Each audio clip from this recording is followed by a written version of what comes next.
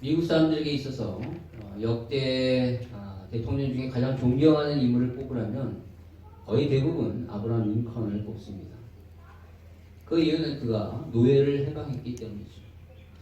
엄청난 대가와 희생을 치르면서까지 그는 자유와 평등을 위하여 끝까지 싸웠고 그것을 끝내 실현시켰습니다.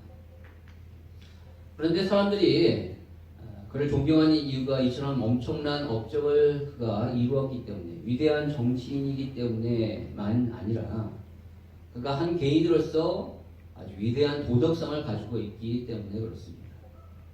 러시아의 대문호 톨스토이는 그를 향하여 뭐라고 얘기했냐면 인류 역사상 가장 위대한 성자라고까지 그렇게 찬사를 보냈습니다.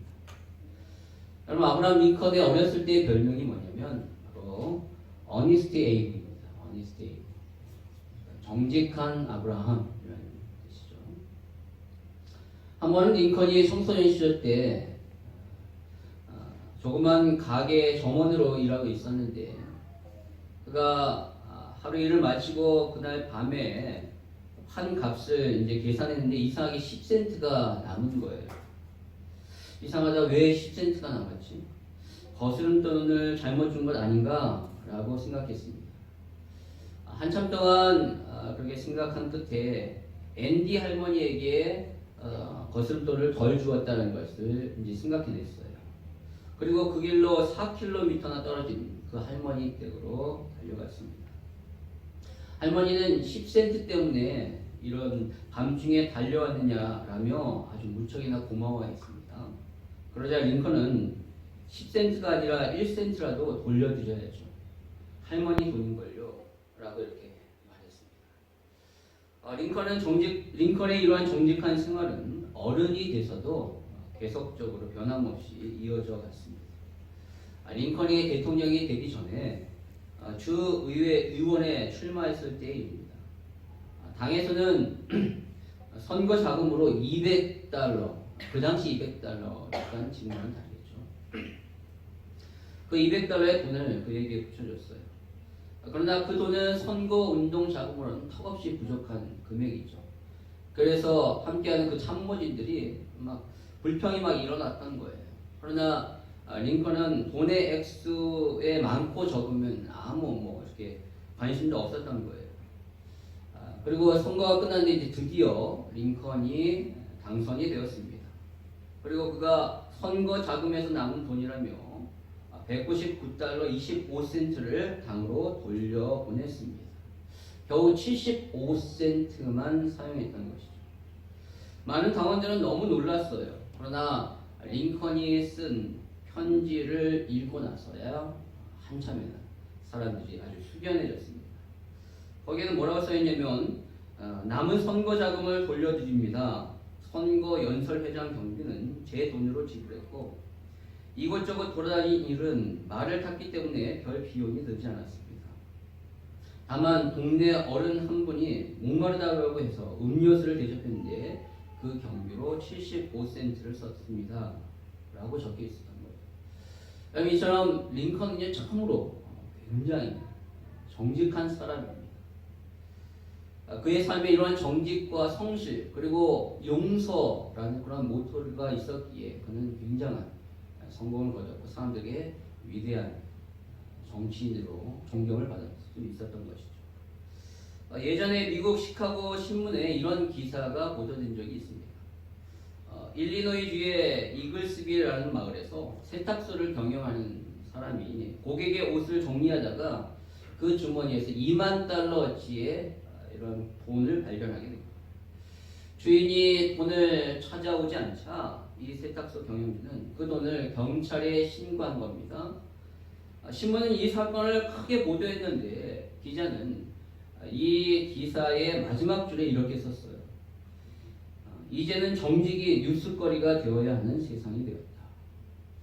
잃어버린 돈을 주인에게 찾아주는 것은 당연한 것이고 마땅한 일인데 그 당연한 일이 이제는 뉴스거리가 되는 그러한 세상에 우리는 살고 있는 겁니다. 그만큼 이 세상이 부정직하다라는 것이죠.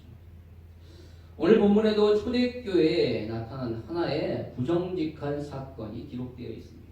이 사건의 주인공은 바로 아나니아와 삽비라 부부입니다.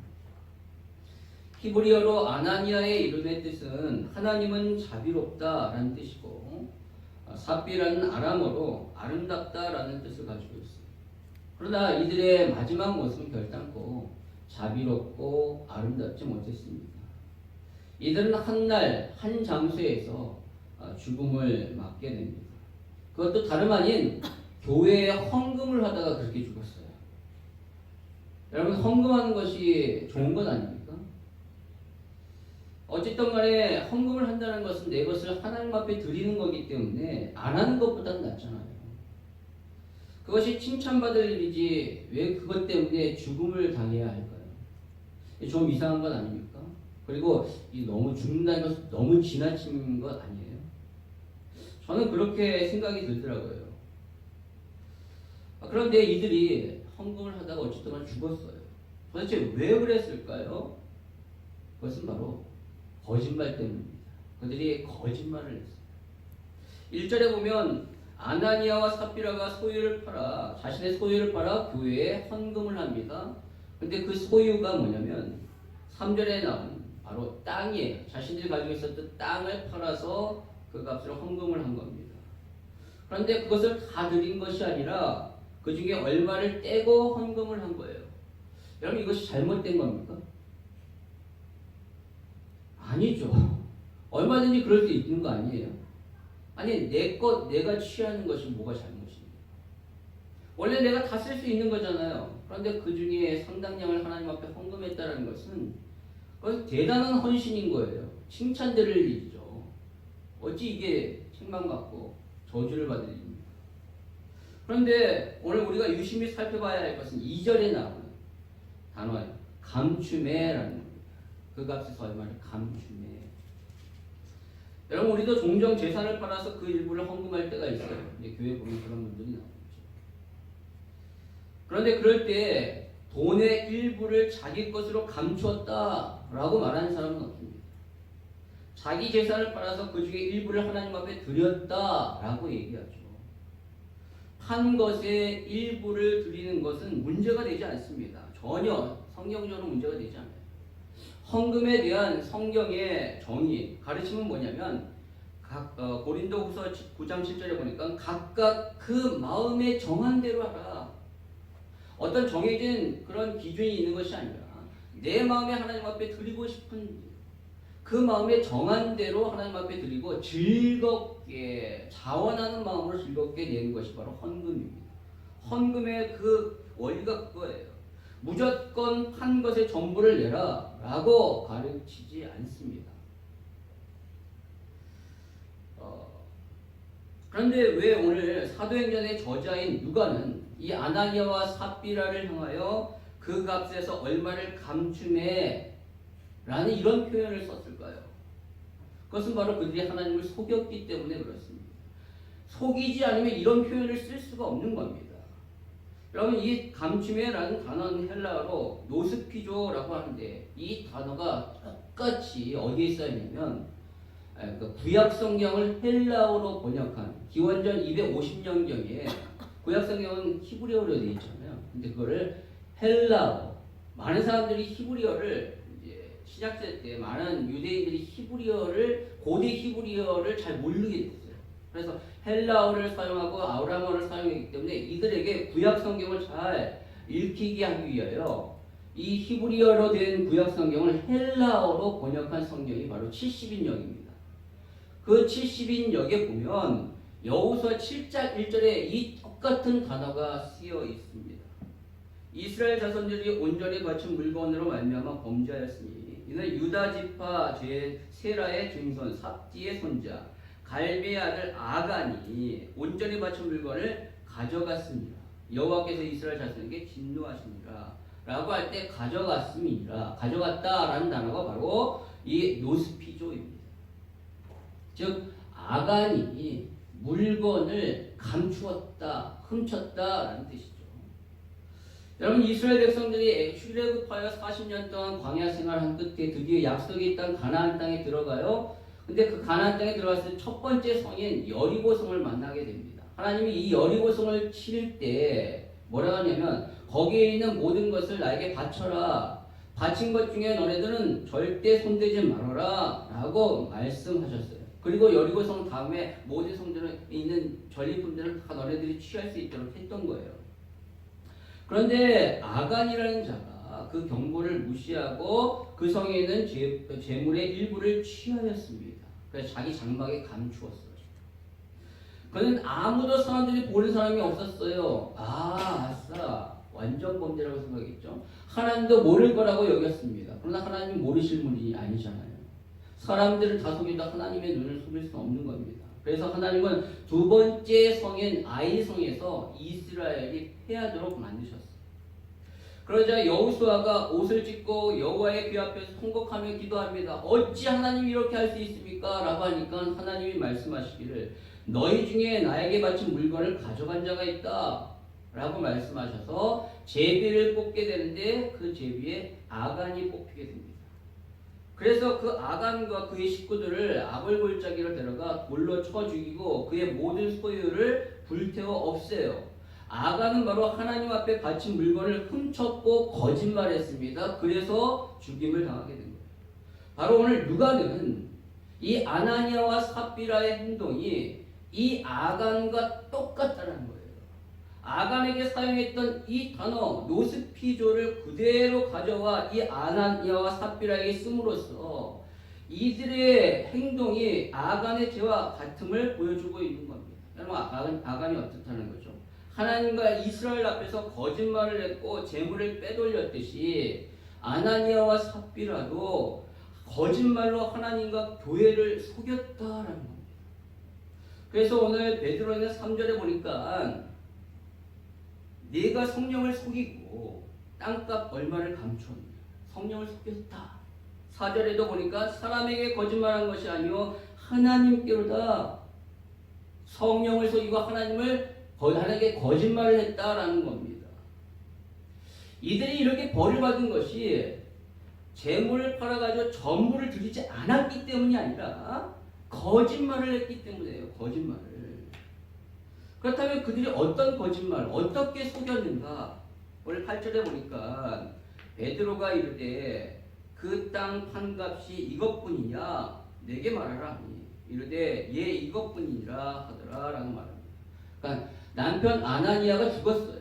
베드로가 이렇게 얘기를 했어요. 아나니아가 먼저 속이다가 저주를 받아 죽었습니다. 3시간 후에 그의 아내 삽비라가 모르고 들어온 거예요. 그 사실을 모르고 들어왔을 때 그때 베드로가 이렇게 얘기한 거예요. 이것이 너네가 판 땅값의 전부냐라고 물어본 겁니다. 여러분 베드로가 왜 이것을 물어봤을까요?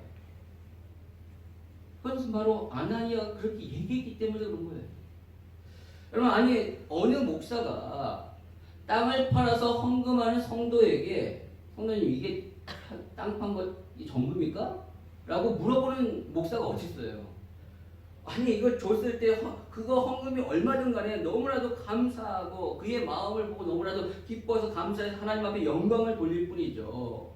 그런데 오늘 베드로가 이렇게 물어봤다는 것은 아나니아가 그렇게 얘기한 거예요. 베드로님 여기 있는 것이 제가 땅 판 것의 전부입니다. 이거 한번 받아보십시오 라고 자랑하듯이 그렇게 얘기를 했다는 것입니다. 근데 거짓말이에요. 베드로는 그것을 안 거예요. 성령의 감동으로.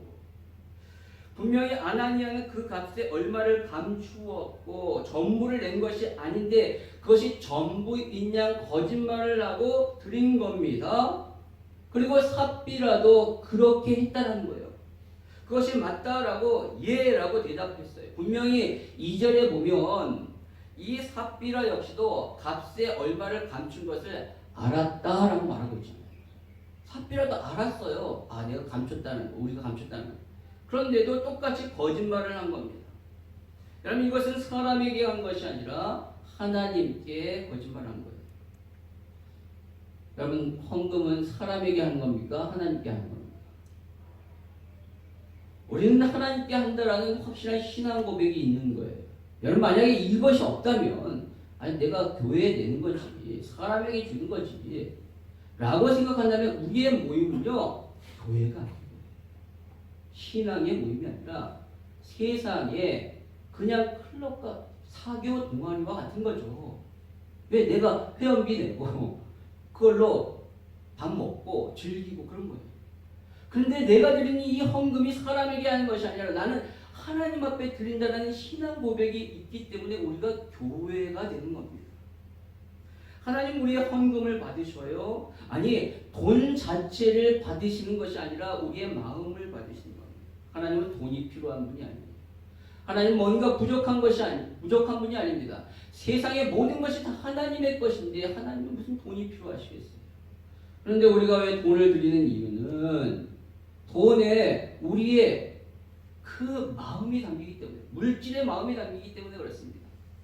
누가복음 12장 34절에 보니까 너희 보물 있는 곳에 너희 마음도 있느니라 라고 말하고 있어요. 인간에게 있어서 가장 약한 것이 물질인데 그 물질에 인간은 자연스럽게 마음이 담길 수밖에 없기 때문에 그것을 하나님 앞에 드리는 거예요. 즉 뭐냐? 하나님은 그 물질에 담겨져 있는 우리의 마음을 받으시는 거예요. 돈의 액수가 중요한 것이 아니라 거기에 진정으로 우리의 마음이 담겨져 있느냐 그렇지 않느냐가 중요한 겁니다. 우리 예수님은 성전에서 가난한 과부가 드린 두 렙돈을 보시고 이가 드린 것이 다른 어떤 누가 드리는 헌금보다 가장 많다라고 말씀하셨어요. 누가복음 21장 2절과 3절에 봅니다. 왜 그렇죠? 마음의 전부를 드렸기 때문에 그렇습니다. 다른 사람은 풍족한 중에 드렸지만 이 여인은 너무나도 가난한 중에 하나님을 사랑하는 그 마음을 담아 자신의 전부를 하나님 앞에 드린 거예요. 그 마음이 들어가는 거죠. 로마 시대 때 이 렙돈은 가장 작은 단위의 화폐 단위예요. 오늘날로 말하면 센트와 마찬가지죠. 너무너무 보잘것없는 돈이지만 그 보잘것없는 돈인데 주님은 어떤 누구보다도 가장 많이 드렸다라고 칭찬하십니다. 바로 마음을 드렸기 때문에 그 여자는 전부의 마음을 하나님 앞에 드렸기 때문입니다. 그렇다면 오늘 아나니아와 삽비라는 어떻습니까? 그들은 거짓된 마음을 드린 거예요. 사실 그들이 드린 헌금은요 엄청난 금액일 수 있어요. 땅을 팔았다. 그 중에 얼마를 하나님 앞에 드렸다. 일반 사람들이 하지 못하는 그런 큰 금액을 드렸지만 그 마음은 온전하지 않았다는 거예요. 자신의 전부를 드린 것처럼 말하면서 거짓된 마음을 드린 거예요. 하나님은 그 마음을 보시고 그 마음을 받으신 겁니다. 그렇다면 하나님 기뻐하실까요? 야, 그래. 네가 나에게 이 땅값의 전부를 드렸구나. 장하다. 라고 이렇게 속으시겠냐는 거예요. 절대 그럴 수 없습니다. 사람을 속여도 하나님을 속지 않으십니다. 그래서 오늘 베드로는 말하기를 9절에 너희가 어찌 함께 꾀하여 주의 영을 시험하려 하느냐 라고 말하고 있어요. 무슨 말이냐면 성령을 시험한다는 거죠. 마치 내 거짓말에 성령님이 속아 넘어갈까? 라는 그런 마음으로 이렇게 하는 거예요. 여러분 오늘 베드로가 이들을 향하여 죽음을 선포하는 이유가 바로 여기에 있습니다. 그들은 지금 사람을 시험하는 것이 아니라 성령을 시험하고 있는 거예요. 다른 것은 다 용서해도 성령을 속이는데 어떻게 하나님이 가만히 계시겠어요? 마태복음 12장 31절에 그러므로 내가 너에게 이르노니 사람에 대한 모든 죄와 모독은 사하심을 얻되 성령을 모독하는 것은 사하심을 얻지 못하겠고 라고 말씀합니다. 여러분 어느 누가 성령을 속일 수 있습니까? 그러한 시도는 바로 성령을 모독하는 겁니다. 오늘 아나니아와 삽비라가 그렇게 했다라는 거예요. 그들이 정직하게 만약에 말했다면 죽지 않았습니다. 헌금을 드리면서 이것이 땅판값의 전부는 아닙니다. 그 중에서 얼마를 제가 취했습니다. 제가 할 수 있는 범위 내에서 최선으로 드린 겁니다. 라고 말했다면 그들은 결단코 죽지 않을 뿐만 아니라 오히려 큰 칭찬을 받았을 겁니다. 그리고 중간에 베드로가 물어봤잖아요. 이게 전부냐? 라고 물어봤을 때 솔직히 잘못을 시인했다면 얼마든지 그들은 살 수 있었어요. 그런데 그들은 끝까지 거짓말을 했습니다. 바로 성령을 속이고 하나님을 속이려고 했던 것이죠. 그럼 그렇다면 도대체 이들이 왜 이렇게까지 거짓말을 했을까요? 이들이 그렇게 부정직한 행위를 한 원인은 무엇일까요? 그것은 바로 그들은 하나님이 아닌 사람을 너무너무 의식했기 때문에 그래요. 오늘 본문 1절에 보면요, 우리가 가지고 있는 성경에는 없어요. 근데 원문에는 빠져있는 단어가 하나 있습니다. 그게 뭐냐면 그러나 라는 뜻을 가지고 있는 대라는 접속사예요. 그러니까 뜻이 뭐냐면 그러나 아나니아라 하는 사람이 그의 아내 삽비라와 더불어 소유를 팔았다 라는 거죠. 그래서 킹제임스 버전에 보면 원문에 충실하게 but이라고 나오고 있어요. 그러나 but이라는 단어가 나왔다는 것은 그건 뭐냐면 앞에 있는 내용과 뒤에 이 아나니아와 삽비라의 행동이 다르다라는 거죠. 이들이 한 행동이 앞에 있는 내용과 다르기 때문에 그러나라는 단어를 쓴 거예요. 그러면 앞에 있는 내용이 뭘까요? 바로 4장 36절 37절의 말씀이에요. 구브로에서 난 레위 사람이 있으니 이름은 요셉이라 사도들이 일컬어 바나바라 번역하면 위로의 아들이라니 그가 밭이 있음에 팔아 그 값을 가지고 사도들의 발 앞에 두니라라는 거죠. 여러분 예루살렘 교회는요 주로 가난한 사람들이 모였습니다. 뭐 돈 있고 빽 있고 권력 있는 사람이 올 필요가 없는 거죠. 부족한 것이 없는데. 그래서 가난한 사람들이 많이 몰리다 보니까 교회는 그 가난한 사람들을 도왔어요. 어떻게 도왔는가? 34절에 보니까 사람들이 자신의 소유를 팔아서 헌금을 내서 가난한 자들을 필요에 따라서 도와준 거예요. 그런데 그 중에 요셉이라는 한 사람이 있었어요. 그 요셉이 있는데 사도들이 그를 향하여 뭐라고 불렀냐면 바나바라고 불렀습니다. 그 뜻은 위로의 아들이라는 뜻이에요. 그는 참으로 다른 많은 사람들을 위로해주는 그러한 훌륭한 사람이었습니다. 나중에 보면 알겠지만 이 바나바에 의해서 바울이 초대교회 위대한 선교사로서 이렇게 세워지는 모습을 보게 됩니다. 사울이 변하여 바울이 되잖아요. 그래서 바울이 변했다라는 얘기가 들렸지만 초대교회 사람들이 바울이 변했다는 얘기를 도저히 믿을 수가 없는 거예요. 너무너무 바울이 어떤 사람인지 알기 때문에 두려워했습니다. 그래서 바울에게 다가가지 않은 거예요. 그때 바나바가 바울에게 직접 찾아가 바울의 얘기를 다 듣고 그가 진짜 변했음을 알고 이 바울을 데리고 와서 교회에 소개를 시켜줘서 그가 교회 일원이 된 거예요. 이처럼 그는요 참으로 화해의 사람이고 위로의 사람입니다. 그런데 그가 가난한 사람들을 돕고자 자신의 밭을 팔아 그 값의 전부를 사도들에게 드린 거예요. 그 일로 인하여 큰 칭찬을 받았겠죠. 그리고 나서 바로 아나니아와 삽비라 사건이 나오는 거예요. 똑같이 그들도 땅을 팔아 사도들에게 준 것입니다. 그런데 그들의 행동은 이 바나바와 달랐다라는 것이죠. 그래서 성경은 그러나라는 대를 쓴 거예요. 즉 아나니아와 삽비라는 바나바처럼 가난하고 힘들고 어려운 자를 돕고자 해서 헌금한 것이 아니라 그들은 자기의 공명심을 위해서 이렇게 했다는 거예요. 공을 세워 자신의 이름을 높이고자 바나바처럼 자신도 칭송을 받고 인정을 받고 싶었던 것입니다. 즉 동기가 달랐어요. 순수한 동기가 아니라 아주 불순한 동기로 한 것입니다. 바로 시기와 질투. 야 너만 그렇게 우리도 그렇게 할 수 있어. 너만 그렇게 칭찬받아. 나도 그렇게 할 수 있어. 여러분 동기가 잘못되면 결과도 잘못될 수밖에 없어요. 땅을 팔고 보니 아까운 겁니다. 하나님 앞에 다 드리자니 너무 아깝고 또 안 드리자니 또 사람들에게 인정받고 싶고 그래서 그 중에 얼마를 감추어서 다 드렸다라고 속인 것입니다.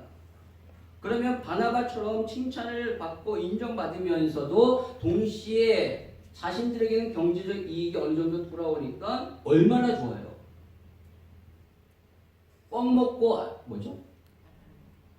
뻥 먹고 알 먹고 맞습니까? 예, 그런 거죠. 일타 생각이 안 나요. 하여튼 그겁니다. 얼마나 좋아요. 그럼 다시 말하지만 그들이 전부를 하나님 앞에 드리지 않았기 때문에 벌받은 것이 아니라니까요. 솔직하게 말하지 않았어요. 거짓말을 했기 때문에 그래요. 이것이 전부입니다 라는 거짓말을 했기 때문에 그래요. 그것도 헌금을 가지고 하나님께 성령님께 거짓말을 한 겁니다. 그래서 벌을 받은 거예요. 그들은 하나님을 의식하지 않고 사람을 의식한 겁니다. 마태복음 6장 1절에 보니까 사람에게 보이려고 그들 앞에서 너의 의를 행하지 않도록 주의하라. 그리하지 않으면 하늘에 계신 너의 아버지께 상을 받지 못하느니라 라고 말씀합니다. 여러분, 아나니아와 삽비라는 착각했어요. 바나바가 밭을 팔아서 전부를 드렸기 때문에 교회에서 칭송받고 인정받았다라고 생각한 거예요. 여러분, 이건 착각입니다. 그는 원래부터 인정받는 사람이에요. 그가 밭을 팔아서 전부를 드렸기 때문에 바나바라는 이름이 붙여진 것이 아니에요. 분명히 그렇죠? 이미 전에, 밭을 팔기 전에 그는 사람들에게, 많은 사람들에게 위로를 끼치는 사람이었기 때문에 이미 하나님께 먼저 인정을 받은 거예요. 사도들이 그것을 보았기 때문에 그를 향하여 바나바라는 이름을 붙여줘서 인정해 준 것입니다. 여러분, 우리는 삶을 통하여 먼저 하나님 앞에 인정받아야 돼요. 사람들에게 인정받기 위해서 애쓰는 것이 아니라 하나님 앞에서 정직하여 하나님께 인정받을 때 동시에 사람들에게 인정받게 되는 거예요. 하나님을 의식하십시오. 사람을 의식해서 행동하지 마세요. 그렇게 자꾸 하면요, 아나니아와 삽비라처럼 되는 거예요. 거짓 행동을 하게 됩니다. 내가 하나님 앞에 서 있음을 알고 하나님을 의식하여 살아가는 저와 여러분이 되기를 원합니다. 라틴어로 호람데오죠. 하나님의 존전 앞에서. 여러분, 하나님의 앞에서 서지 않은 사람은 없는 거예요. 모든 사람들은 하나님이 앞에 서 있어요. 하나님 보고 계셔요. 그런데 그것을 의식하느냐 그렇지 않느냐의 차이입니다. 저와 여러분이 그것을 분명히 의식하여 내가 하나님 앞에 있다라는 사실을 알고 하나님 앞에서 정직하십시오. 그러면 사람들의 존경, 인정, 그것은 별 의미가 없는 거예요. 자연스럽게 오게 되고 설령 그렇지 않더라도 낙망할 필요가 없는 거예요. 하나님 앞에서 정직하면 됩니다. 오늘 두 번째로 이들이 이렇게 무너질 수밖에 없었던 이유는 바로 이들이 서로 보완해주는 짝이 되지 않았기 때문에 그래요. 창세기에 보면 부부를 가리켜 뭐라고 하냐면 돕는 배필이라고 얘기를 합니다. 여기서 돕는다라는 것은 단순히 육신적인 차원에서 뿐만 아니라 정신적인, 영적인 측면까지 서로 돕는다라는 의미를 가지고 있어요. 즉, 삶의 모든 부분에서 서로 건강하게, 유익하게 영향력을 끼친다, 서로 도와준다라는 것이죠. 여러분, 그렇다면 여러분은 남편 혹은 아내를 유익하게 지금 하고 있습니까? 바람직한 부분은 서로 유익을 가져다 줄 수 있어야 합니다. 서로 약한 부분을 도와주고 보완해 주어야 돼요. 한쪽이 낭비벽이 심하다며 다른 한쪽은 절약하는 면이 있어야죠. 또 한쪽이 지나치게 급하고 거칠면 다른 한쪽은 차분하고 인내하며 온유해야 됩니다. 그런 면이 있어야지 조화를 이룰 수 있습니다. 또 한쪽이 나태하다면 다른 한쪽은 부지런하고 근면한 면이 있어야지 됩니다. 남편이 맨날 교회 지각생인데 아내마저 함께 교회에 늦는 경우를 상상해 보십시오. 한쪽이라도 예배 시간을 소중하게 여겨서 재촉하여서 올 수 있는, 제 시간에 올 수 있도록 하는 이런 온전한 예배자로 설 수 있도록 해야 되는 거죠. 그러나 때로 우리는 서로 이렇게 보완하고 조화를 이루기보다 악을 위하여 뜻을 모으고 타락하는데 짝을 이루는 부부를 보게 됩니다. 성경에 보니까 아합과 이세벨이 그랬습니다. 여러분, 이들은요 마치 경쟁하듯이 이스라엘에 누가 많이 우상을 세우고 섬길 것인가 그렇게 경쟁을 하는 것을 보게 됩니다. 그리고 그 선지자들을 막 죽이는데 서로 도모해서 막 죽였던 것을 보게 돼요. 결국 이들은 그 악한 일에 서로 짝짝꿍이 돼요. 합이 되어가지고 결국 이들의 가문은 완전히 멸망하는 것을 보게 돼요. 그와 마찬가지로 오늘 본문의 이 아나니아와 삽비라도 마찬가지입니다. 1절과 2절에 보니까 아나니아라는 사람이 그의 아내 삽비라와 더불어 소유를 팔아 그 앞서서 얼마를 감심해 그 아내도 알더라. 얼마만 가져다가 사도의 발 앞에 두니라 라고 나오고 있죠. 여러분 이들은요 더불어 같이 거짓말했어요. 아나니아가 거짓말을 할 때 삽비라가 여보 하나님 앞에서 진실합시다 라고 이렇게 충고해야 되는데 그렇게 하지 않았다라는 겁니다. 그들은 같이 시기와 질투로 사람들에게 인정받고 싶어서 하나님을 무시하고 거짓말을 했던 거예요. 여러분의 잘못과 죄악에 따끔하게 혼내주는 그런 아내와 남편이 있는 것에 감사하십시오. 그렇기 때문에 여러분이 사는 거예요. 여러분 그런 사람이 없다면 내 아내와 내 남편이 그렇지 않다면 여러분 아나니아와 삽비라처럼 돼요. 부부는 그렇습니다. 여러분 서로 악에 대하여는 단호히 경고하고 선에 대하여는 함께 힘을 쓰는 부부가 되십시오. 우리 교회 공동체가 그렇게 서로 유익을 위하여 보완하고 보충해주는 그런 공동체가 되기를 소망합니다. 여러분 이제 말씀의 결론을 맺겠습니다. 벤더빌트 대학의 경건한 그리스도인 수학 교수인 메디슨 셀렛이라는 분이 계셨습니다. 그는 학생들에게 시험지를 내줄 때마다 항상 이렇게 말을 했어요. 여러분, 나는 오늘 여러분에게 두 가지 시험을 내는 것입니다. 하나는 수학 시험이고 또 하나는 정직이라는 시험입니다. 여러분이 수학 시험에 통과하는 것은 여러분에게 일시적인 성공을 약속합니다. 그러나 이 정직의 시험에 통과하지 못하면 여러분은 삶에서 진정한 성공을 기대할 수 없습니다. 여러분이 이 수학 시험에 실패하고도 훌륭한 인생을 살아갈 수 있습니다. 그러나 만약 정직의 시험에 실패한다면 보람 있는 삶을 기대할 수 없습니다. 여러분 오늘 이 아나니아와 삽비라의 거짓말 뒤에는 사탄이 있어요. 3절에 보니까 베드로가 이르되 아나니아야 어찌하여 사탄이 내 마음에 가득하여 내가 성령을 속이고 땅값 얼마를 값추느냐라는 말. 거짓말 뒤에는 사탄의 역사입니다. 거짓말은 사탄의 본질입니다. 여러분의 마음에 사람들에게 인정받고자 하는 그런 욕심과 욕망이 있다면 사탄은 그 거짓말을 통해 그것을 얻게 할 거예요. 그러나 그 결말은 비참합니다. 그럼 명심하십시오. 저와 여러분, 우리의 자녀들에게 정직을 심어주십시오. 정직해야 돼요. 사람은 실수할 수 있어요. 사람은 죄를 범할 수 있어요. 잘못할 수 있어요. 그러나 잘못했습니다. 실수했습니다. 용서해 주십시오라고 솔직히 얘기하는 정직이 필요합니다. 하나님은 그런 자를 보십니다. 그런 자를 기뻐하십니다. 늘 하나님을 의식하십시오. 나는 하나님 앞에 있다. 하나님을 의식하여 사람들이 인정해주든 그렇지 않습니다. 하나님 앞에서 정직하기를 바랍니다. 그랬을 때 비로소 하나님과 사람들에게 인정받는 인생이 될 것입니다.